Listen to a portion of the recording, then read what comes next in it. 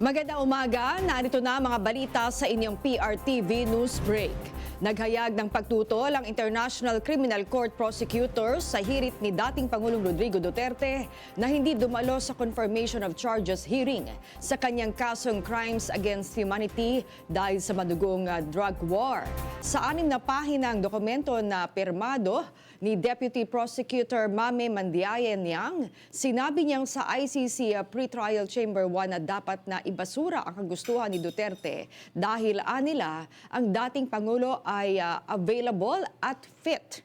Matatandaang lumiham ang dating Pangulo sa ICC kung saan sinabi niya nga hindi siya dadalo sa confirmation of charges hearing dahil wala itong jurisdiksyon sa kanya. Sinabi rin niya na mahina na siya, bagay na naunang pinasinungalingan ng medical team sa ICC na nagsabing fit ang dating Pangulo na humarap sa pagdinig. Nagpatupad ng agarang paglikas ang ilang lokal na pamahalaan sa Negros Occidental kasunod ng moderate explosive eruption ng Bulkang Canlaon.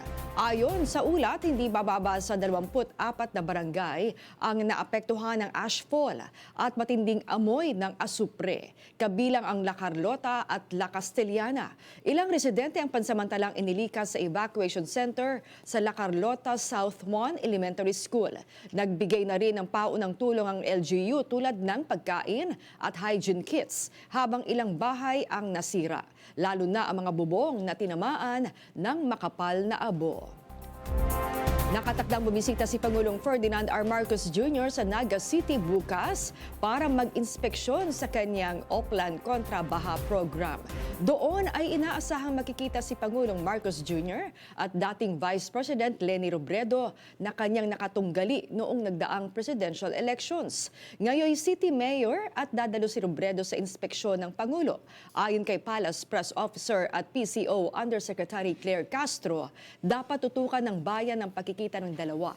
Inamin din niya na nagpupulong si Pangulo at Robredo. At yan ang mga balita nakalap ng inyong PRTV News Break. Live kami sa Free-to-Air, BIM Channel 31, Signal Channel 31 at sa YouTube. Tumutok din sa aming social media accounts sa Instagram, Facebook at TikTok sa @PRTV Prime Media. Ako po si Maan Makapagal. Magandang umaga.